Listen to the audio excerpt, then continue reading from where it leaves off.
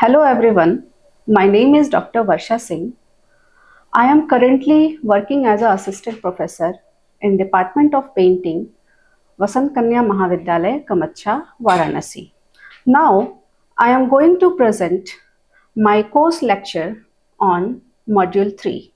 The course title is Postmodern Art and Literature, Theory and Practice. This is lecture number 2, Emergence of Art Movement During Postmodern Era, Part 1. In our first lecture, we discussed some important art movement of the postmodern era.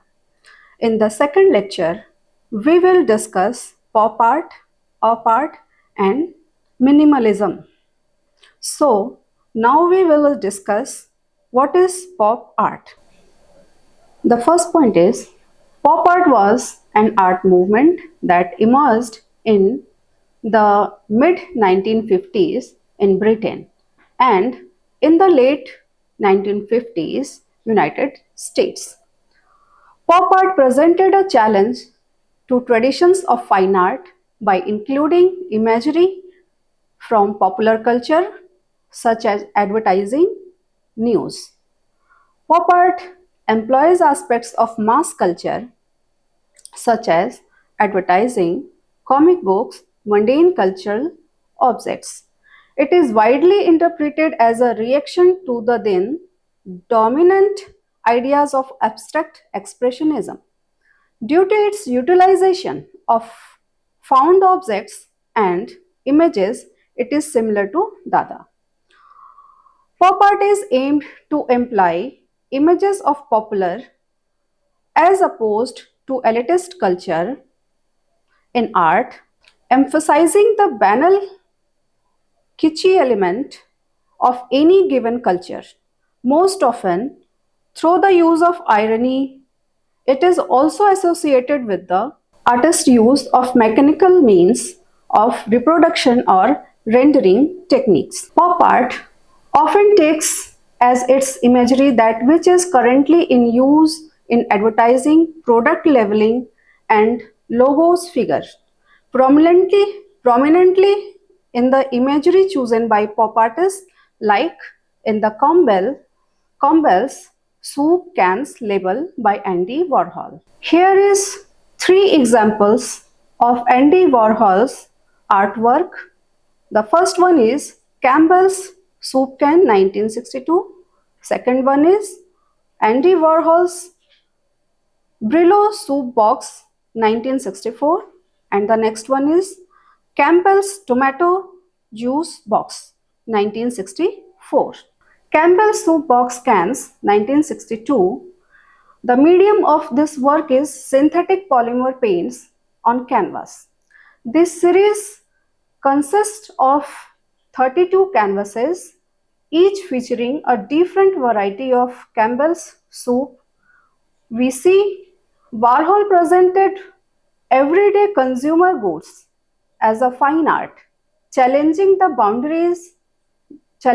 boundary between high art and commercial art.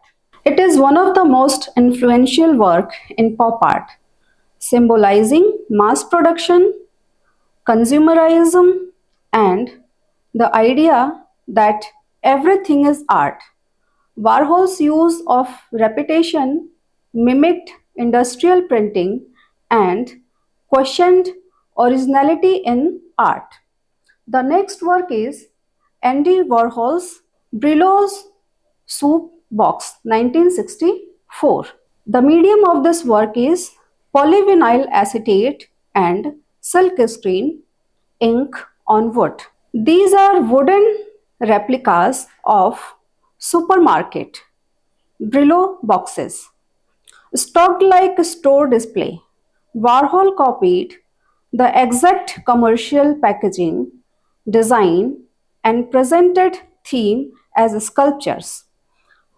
Warhol blurred the lines between art and object, asking if a Brillo box in a store isn't art, why it is art in a gallery? It was a bold statement on how context shapes meaning. The next artwork is Campbell's tomato juice box. The medium of this work is synthetic polymer paint and silkscreen ink on wood. Similar in style to the Brillo box series, this piece reproduces a Campbell's tomato juice box in three-dimensional form. Like his soup cans, it reflects the mundane item of everyday life. It is critiques and celebrates consumer culture, turning grocery packaging into the fine art. Warhol elevated ordinary objects to iconic status. Here are the key characteristics of pop art. It plays with the idea of artifice over authenticity, celebrating superficiality rather than criticizing it. Recognizable imagery drawn from popular media and products. Usually very bright colors, flat imagery influenced by comic books, newspaper photographs. Images of celebrities or fictional characters in comic books, advertisements, and fan magazines. In sculpture, an innovative use of media. The origins of pop art in North America and Great Britain developed differently. Pop art in Britain, the origin in post war Britain, while employing irony and parody, was more academic, with a focus on the dynamic and paradoxical imagery of American popular culture as powerful, manipulative, symbolic devices that were affecting whole patterns of life while improving the prosperity of a society. Early pop art in Britain was a matter of idea fueled by American popular culture viewed from afar. Pop art in America. In the United States, it marked a return to hard edge composition and representational art as a response by artists using impersonal, mundane reality, irony, and parody to diffuse the personal symbolism and painterly looseness of abstract expressionism. The American artists were inspired by experience of living within that culture similarly. Here are the list of major pop artists. British pop artist David Hockney, Alan Jones, Derek Boshier, Joseph Charles Tilson, Patrick Joseph Caulfield, Peter Phillips, Pauline Botany, Sir Peter Thomas Blake, Ronald Brooks Kitts, Billy Apple. Pop artist of America: Raymond Edward Ray Johnson, Andy Warhol, Jasper Jones, Rauschenberg, Roy Lichtenstein, Thomas K. Wasserman. Here is two major artists of British pop art: David Hockney and Jasper Jones. David Hockney, known for bright, flat colors and modern California scenes, bridging pop with personal themes. The iconic work of David Hockney is A Bigger Splash. The next artist, Jasper Jones, his work often blurred the line between fine art and ordinary objects, a key idea in pop art. The iconic work of Jasper Jones is according to what? A Bigger Splash, 1967. Medium of this work is acrylic on canvas. The painting shows a quite sunny California villa with a splash of water in the center of scene. Swimming pool, but the diver is missing. Only the result of their jump remains. Hockney captures a moment in time with photographic clarity, yet stylized simplicity. The flatness of the architecture and clean lines contrast the dynamic splash. It reflects Hockney's fascination with California lifestyle, light and laser, while subtly playing with absence and presence, time and memory. The next work, Jasper Jones. According to what? 1964. Medium of this artwork is mixed media on canvas with objects. This large complex work combines painting, sculpture and collage, incorporating chairs, text and abstract marks in layered, fragmented compositions. It references themes like perception, identity, and symbols. Jones challenges the viewer's expectation by using familiar objects in unfamiliar ways. The title alludes to questioning assumptions, according to what implies doubt or skepticism.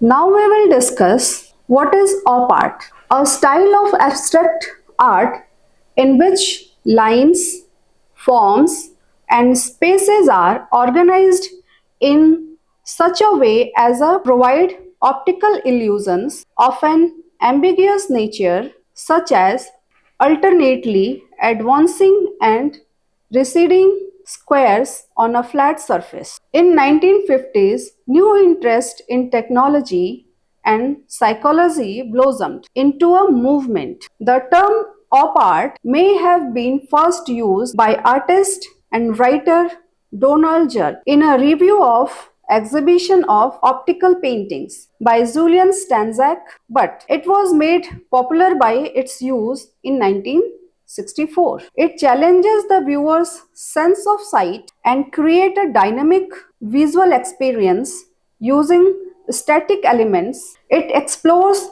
how the brain processes visual information and plays with depth, space, and motion. The key characteristics and style of op art.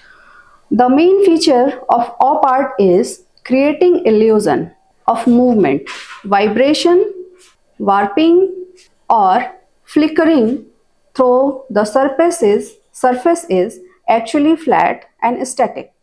Uses clean lines, grids, circles, waves, and other precise geometric patterns to manipulate visual perception. Patterns are mathematically precise and often repeated systematically to generate a rhythmic visual impact. The perception of the work changes depending on the viewer's position and eye movement, making the viewer an active participant. Often uses stark contrast like black and white or complementary color red green, blue orange to intensify optical effects. Now we will discuss some leading artists of their artwork of op art. The first leading artist of op art is Bridget Riley, born in 1931. The work titled Movement in Squares 1961 we can take as an example. Movement in Squares 1961. This painting, considered a seminal work in Riley's career, showcase her exploration of geometric form and spatial dynamics.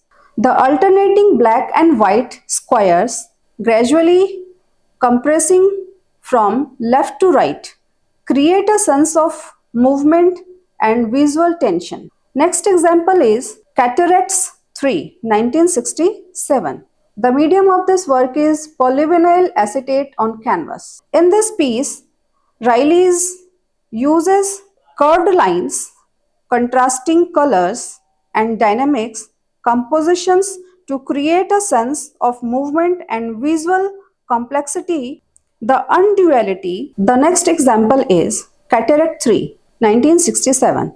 In this piece, Riley's uses curved lines, contrasting colors, and dynamic compositions to create a sense of movement and visual complexity, the unduality. Next pop artist is Victor Vasarely. He was Hungarian French artist born in 1906, often called the father of op art, known for colorful illusionistic pattern and geometric abstraction. The example of his work is Zebra 1937.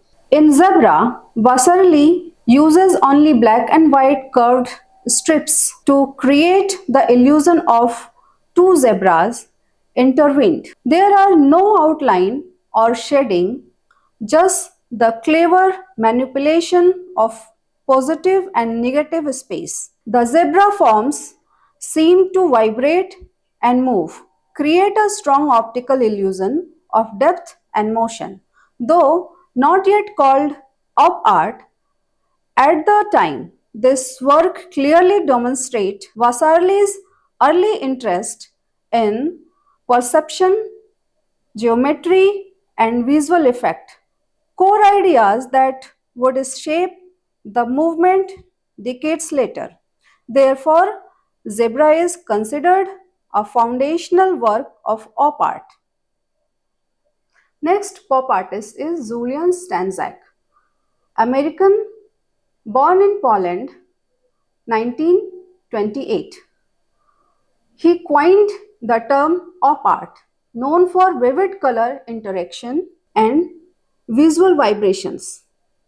The example of his work is Provocative Current, 1965. Provocating Current is a key example of Stanczak's op art style, where the visual experience of the viewer is as important as the work itself. The piece uses optical color theory to create a sense of motion and energy, characteristics that define much of the op art movement. Stanczak's work underscores the idea that art can actively engage the viewer's perception, making them not just look at the piece but also experience it visually. Now, we will discuss about minimalism.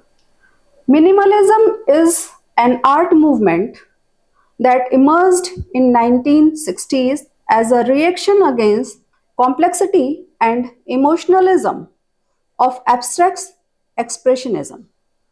Artists reacting to abstract expressionism, which they saw as a too emotional and personal, originated in the United States in the post World War II era. The core idea is less is more. Focus on simplicity, purity of form, and clarity. Minimalism aims not just to keep it simple but also to pack the simple with enough meaning and purpose so that more is just not needed. Also known as ABC art, minimal art, reductivism, rejective art, literist art. Painters and sculptors avoided overt symbolism and emotional content, but instead called attention to the materiality of works. By the end of the 1970s, minimalism had triumphed America and Europe through a combination of forces, including museum curators, art dealers, and publications, plus new systems of private and government patronage. The key characteristics of minimalist painting. First one is use of simple geometric forms. Next is limited color patterns. Next is flat surface and hard edge. Next is no visible brush strokes. Next is emphasize on repetition and seriality. Next is focus on objectivity and detachment. Some leading artists and artwork of minimalism. Here is minimalist artist Frank Stella. The statement of Frank Stella is, I like real art. It's difficult to define real, but it is the best word for describing what I like to get out of art and what the best art has. It has the ability to convince you that it's present, that it's there. You could say it's authentic, but real is actually a better word, broad as it may be. Frank Stella is an American painter, sculptor, and printmaker who is known for his work in minimalism and post painterly abstraction. Stella's work is characterized by its use of geometric shapes, bold colors, and flat surfaces. His famous quotes, what you see is what you see, become a defining statement of minimalist art. Over the decades, this work, his work evolved from flat, hard edge painting to increasingly complex three-dimensional constructions that blurred the line between painting, sculpture, architecture. Stella's approach to printmaking was far from conventional.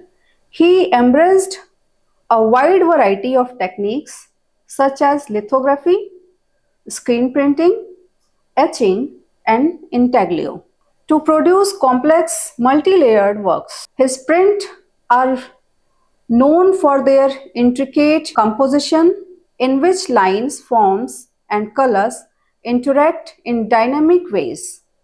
His work has been exhibited in major museums around the world and has influenced many other artists. Here is Frank Stella's work Haran 1967. The medium of this work is polymer and fluorescent polymer paint on canvas. Now here is Frank Stella's work Haran 2.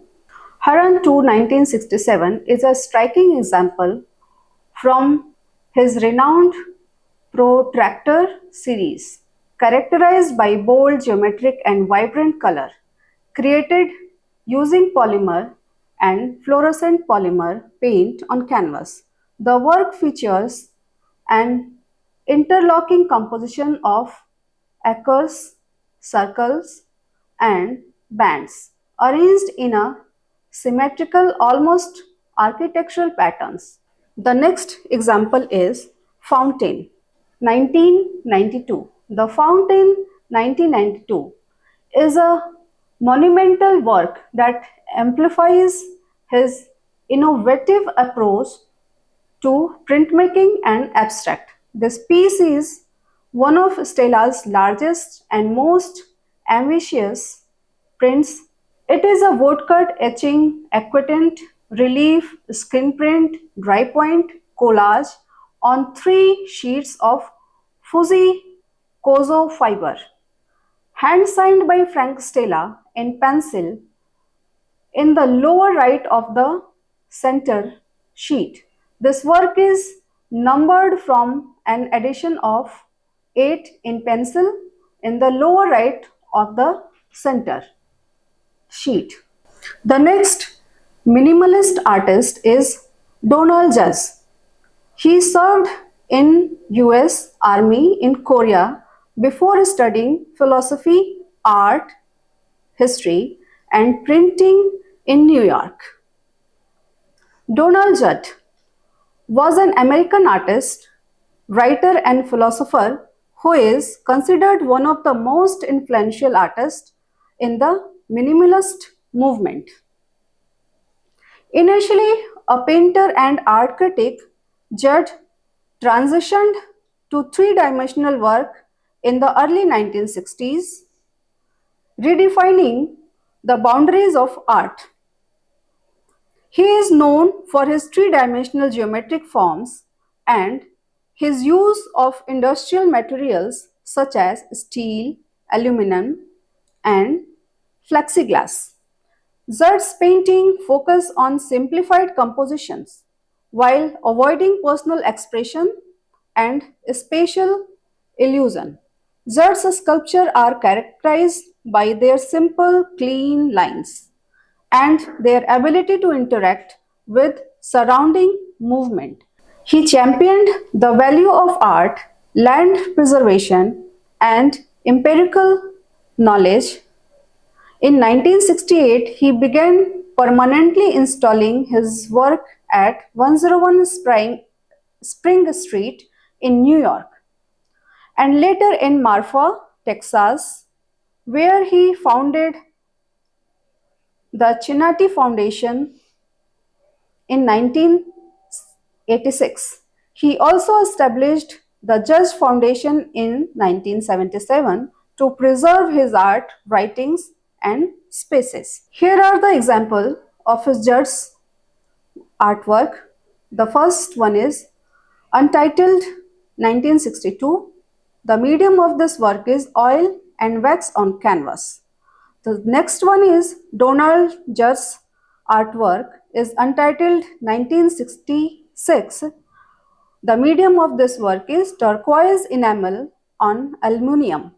10 part. Here is two more minimalist artists is Agnes Martin and Ellsworth Kelly. Agnes Martin, known for his subtle grids and muted color patterns. Style. Spiritual minimalism, often linked to abstract expressionism. The example of his work is Untitled #10 1975. This work is made in acrylic and pencil. Next artist, Ellsworth Kelly, known for bold, flat fields of color and simple shapes. Style, hard is abstraction, color field painting. The example of his work is Red, Blue, Green 1963. The medium of this work is oil on canvas. Next minimalist artist is Robert Ryman, Bryce Marden, Zoe Beer. Robert Ryman, known for almost exclusive white paintings exploring texture and surface. The style of Robert Ryman is monochrome minimalism. Example of his work is Untitled 1962 Oil and Linen. Bryce Marden, known for monochromatic panel and later lyrical linear work. Style of his work is minimalist, early on later more expressive. Example of this work is Cold Mountain 6 Bridge 1989 to 1991. Oil on linen. Next artist is Zoe Beer, known for clean bordered abstract painting. Style hard edge, minimal compositions. Example of his work is Untitled Black Star 1960s. Thank you.